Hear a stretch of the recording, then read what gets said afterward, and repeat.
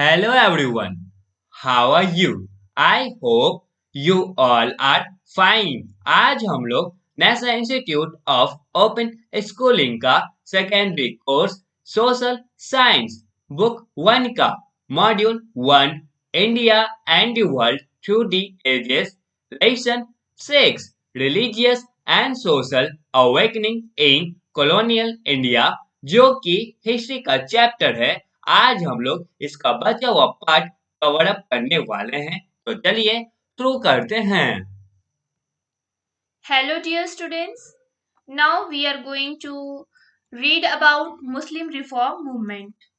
A few movements were launched which aimed to spread modern education and removing social practices like the polygamy.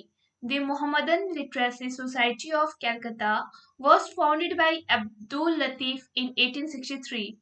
It was one of the earliest organizations that promoted modern education among the upper and middle class Muslims. It also played an important role in promoting Hindu Muslim unity. Shariatullah of Bengal, leader of the Farazi movement in Bengal, took up the cause of the peasants.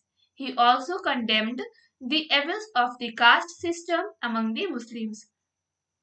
तो कुछ movements launch किए गए थे जिसका लक्ष्य था modern education को और फैलाना और साथ में जितने भी बुरी सामाजिक प्रथा थी जैसे कि पॉलीगैमी ये सबको रिमूव करना समाज से। मोहम्मदन लिटरेसी सोसाइटी जो कि कलकत्ता का था और इसकी खोज अब्दुल लतीफ के द्वारा 1863 में किया गया था। ये एक ऐसा पुराना ऑर्गेनाइजेशन है जो मॉडर्न एजुकेशन को प्रमोट करता है अपर और मिडिल क्लास मुस्लिम्स के बीच में। इसका एक महत्वपूर्ण रोल है कि ये हिंदू और मुस्लिम के आपसी भाईचारे को प्रमोट करता है। शरियतुल्लाह जो कि बंगाल से थे और वो फराजी मूवमेंट के लीडर भी थे जिनकी वजह से पीजेंट मूवमेंट हुआ था और वो जो भी कास्ट सिस्टम था मुस्लिम्स के बीच में इस बुराई के खिलाफ थे। There were several other social religious movements which in one way or the other have the national awakening of the Muslims. Mirza Ghulam Ahmad had founded the Ahmadiyya movement in 1899. Under this movement, a number of schools and colleges were opened all over the country. They emphasized the universal and humanitarian character of Islam. They favored the unity among Hindus and Muslims. तो ऐसे बहुत सारे सामाजिक और धार्मिक movements किए गए थे जिसकी वजह से मुस्लिम्स के बीच में राष्ट्र के प्रति जागरूकता आई थी। मिर्जा गुलाम अहमद जिन्होंने अहमदिया मूवमेंट का 1899 में खोज किया था। इस मूवमेंट के अंदर में बहुत सारे स्कूल्स और कॉलेजेस खोले गए थे पूरे देश भर में और उन्होंने यूनिवर्सल और ह्यूमैनिटेरियन कैरेक्टर जो कि इस्लाम का था उस पर जोर दिया, उसके बारे में लोगों को बताया और उन्होंने हिंदू और मुस्लिम्स के जो आपसी भाईचारा थे उसको वो प्रमोट किया। One of the greatest poets of modern India, Muhammad Iqbal, 1876 to 1938, influenced the philosophical and religious outlook of several generations through his poetry.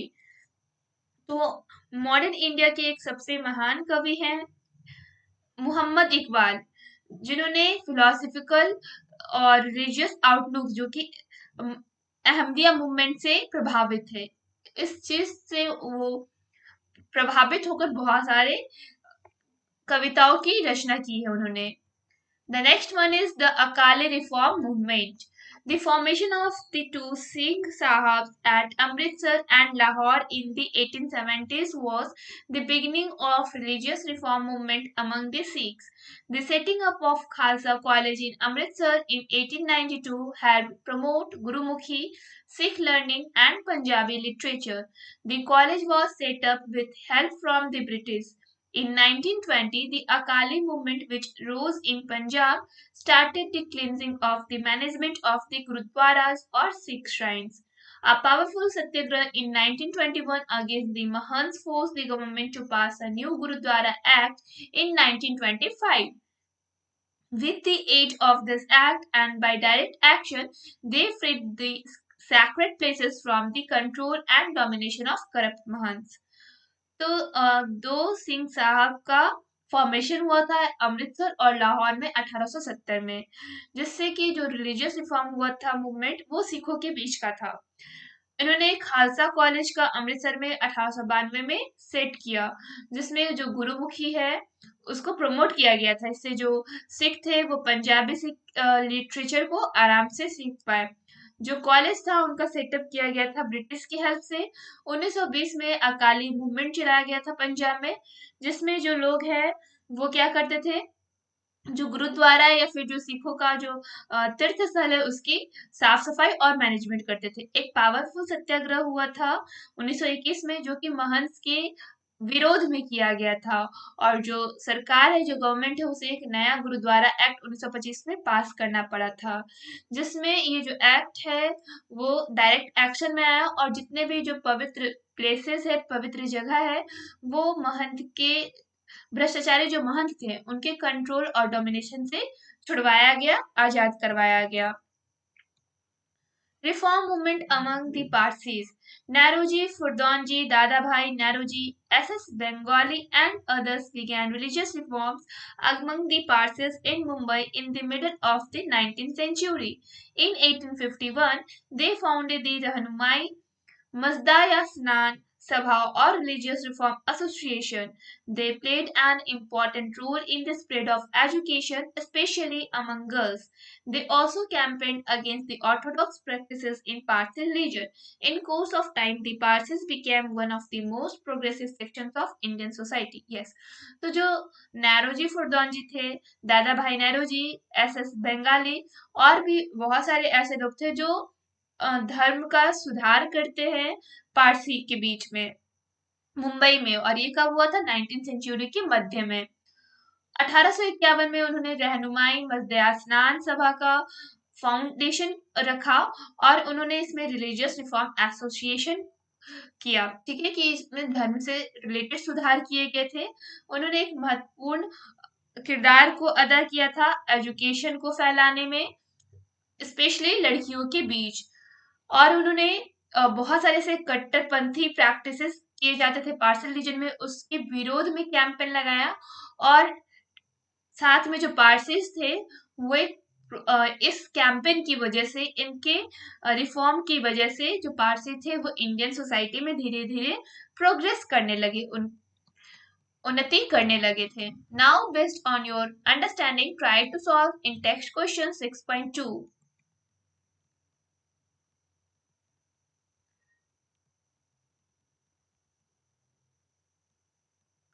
Now impact of the reform movements on Indian society.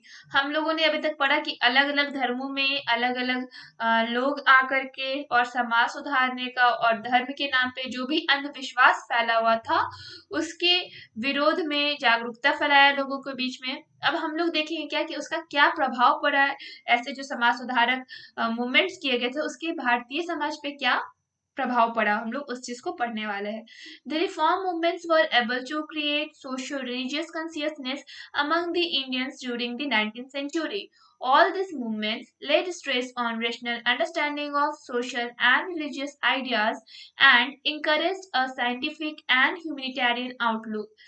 The reformers felt that modern ideas and culture could be best imbibed by integrating them into Indian cultural streams.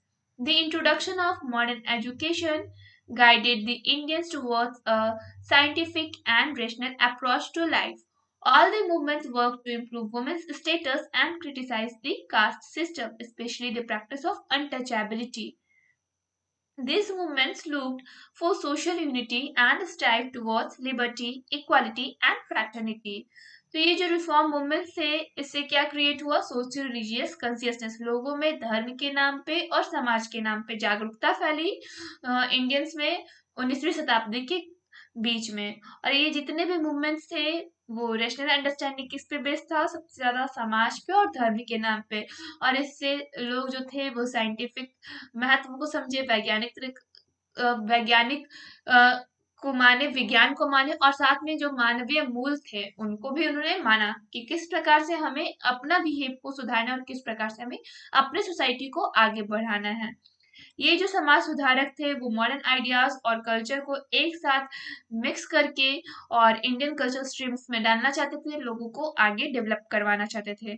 जब modern education का introduction हुआ तो जो Indians थे वो scientific और rational approach अपनी life में अपनाते हैं, और ये जितना भी मूवमेंट था, स्पेशली जो औरतें थी उनके स्टेटस को इम्प्रूव करने के लिए था, और जो कास्ट सिस्टम में जो छुआछूत की बीमारी फैली हुई थी लोगों के बीच में, उसको हटाने के लिए था। ये जो मूवमेंट था वो लोगों में सामाजिक एकता को बढ़ाने के लिए, जैसे कि आपसी भाईचारा, स्वतंत्रता और आजादी, ये सब के लिए किया गया था। Importance was given to education, especially women's education. Some legal measures were introduced to raise the status of women. For example, sati pratha and infanticide were declared illegal. Widow remarriage was made possible by a law passed in 1856, and condition of widows improved. A law passed in 1872 sanctioned intercaste and intercommunal marriages. Marriage age of girls was raised to 10 by a law passed in 1860. Further, Sharda Act was passed in 1929 preventing child marriage. According to it, a girl below 14 and a boy below 18 cannot be married. तो ये जितने भी movements हुए थे उसमें ज्यादातर importance क्या था, औरतों की शिक्षा को लेकर था, और कुछ लीगल मेजर्स भी लिए गए थे और इसका इंट्रोडक्शन करवाया गया था हमारे सोसाइटी में, सिर्फ औरतों के स्टेटस को ऊपर लाने के लिए। एग्जाम्पल के लिए जो सती प्रथा था या फिर जो कन्या का गर्भ में हत्या था, इसे इलीगल घोषित कर दिया गया था। विडो रिमैरिज एक्ट को पास करवाया गया था 1856 में, और इसमें सिर्फ जो विधवा औरतें थी उनके स्टेटस को इम्प्रूव करना था। एक लॉ पास किया गया 1872 में, जिसमें जो इंटरकास्ट और जो इंटर कम्युनल मैरिजेस है, जो लोग इस चीज पे लड़ते थे कि लोग इंटरकास्ट मैरिज या फिर इंटर कम्युनल मैरिज नहीं कर सकते, उस पर भी बोल दिया गया कि हाँ अब ये चीज हो सकता है। और जो लड़कियों का जो शादी के लिए उम्र था वो 10 से आगे कर दिया गया था। इसके लिए एक कानून की व्यवस्था हुई 1807 में, और जो शारदा एक्ट था उसे 1929 में पास करवाया गया, जिसमें जो बाल विवाह है उस पर रोक लगाया गया था। इसके अनुसार जो एक लड़की जो 14 वर्ष से नीचे है और जो लड़का 18 वर्ष से नीचे है वो विवाह नहीं कर सकते हैं। The impact of the efforts of these reformers was most evident in the national movement. A large number of women came out to take part in the freedom struggle. The role of women like Captain Lakshmi Sehgal of Indian National Army, Sarojini Naidu, Annie Besant, Aruna Asaf Ali, and many others was extremely important in the freedom struggle. Women now came out of the parda and took up jobs. तो इसका जो प्रभाव पड़ा इन सभी मेहनतों का, इन सभी जितने भी समाज सुधारक थे, वो नेशनल मूवमेंट से ज्यादा इम्पैक्ट पड़ा है। बड़ी संख्या में जो औरतें थी वो घर से बाहर निकली और आजादी के संघर्ष में अपना योगदान दी।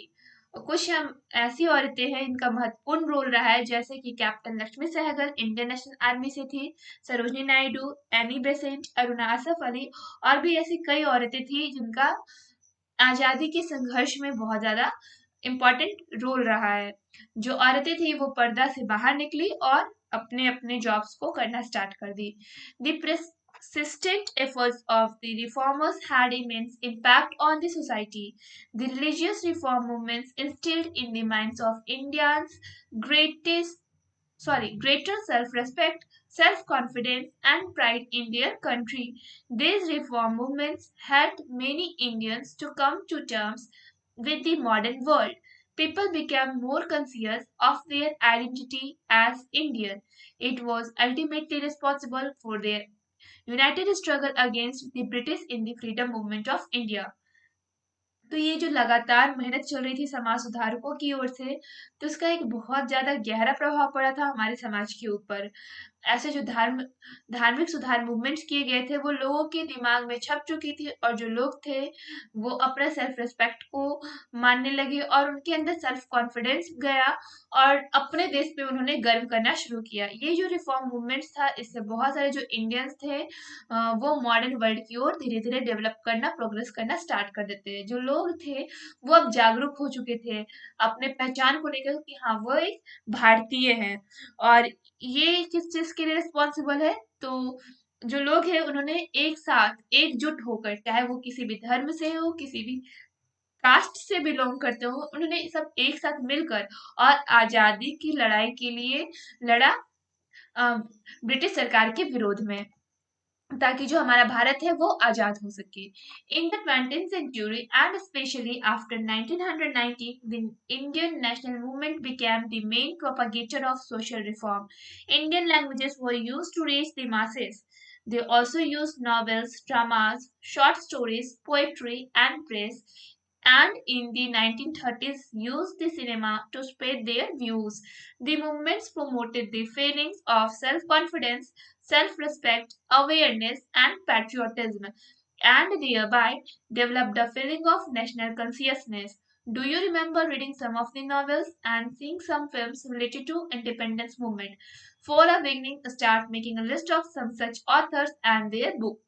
Make a list of some films also. Also make a list of some songs. Maybe this clue will help you. इंसाफ की डगर पे बच्चों दिखाओ चल के, ये देश है तुम्हारा, नेता तुम ही हो कल के, और Vande Mataram, sung by Lata Mangeshkar in the same film. तो 20वीं शताब्दी में स्पेशली 1919 के बाद जो इंडियन नेशनल मूवमेंट था वो एक बहुत ज्यादा मेन प्रोपेगेटर बन गया था समाज को सुधारने के लिए। जो भारतीय जो भाषाएं थी उसे ज्यादा से ज्यादा यूज करने लगे, जिससे जो लोग हैं वो एक दूसरे से इजीली कम्युनिकेट कर सके। उन्होंने novels, dramas, short stories, poetry और प्रेस को यूज किया 1930 में, और सिनेमा से उन्होंने अपने पॉइंट ऑफ व्यूज को लोगों के सामने रखा।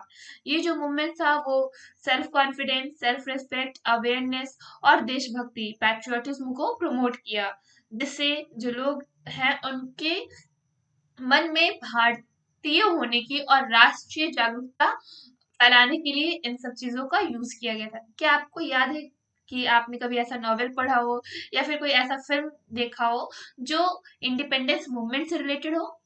तो हम लोग चलिए यहाँ पे देखते हैं कि हम लोग कुछ ऑथर्स और बुक का नाम लिखेंगे, और हम लोग कुछ फिल्म्स का भी नाम लिखेंगे, लिस्ट बनाएंगे, और कुछ गाने का भी लिस्ट बनाएंगे। और यहाँ पे कुछ क्लू दिया गया है जिससे आपको ये लिस्ट बनाने में हेल्प मिलेगा। जैसे कि ये क्लू क्या है, इंसाफ की डगर पे बच्चों दिखाओ चल के, ये देश है तुम्हारा, नेता तुम ही हो कल के, और एक है वंदे मातरम। ये जो दोनों गाना था वो लता मंगेशकर जी ने गाया था सेम फिल्म में। This reform movement had certain limitations. It affected a very small percentage of the population, mostly the educated class, and could not reach the vast masses of the peasantry and urban poor who continued to live in the same conditions.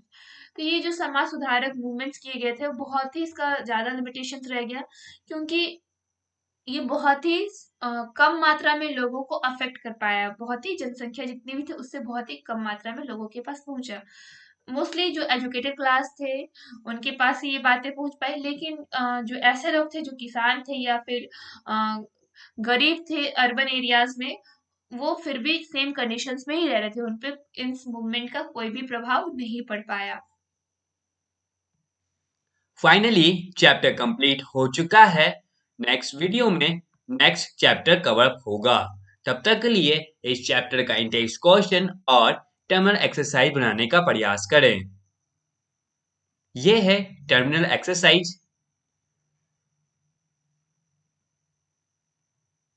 और यहां से answer Intex question का दिया गया है। That's all for today. Thank you everyone.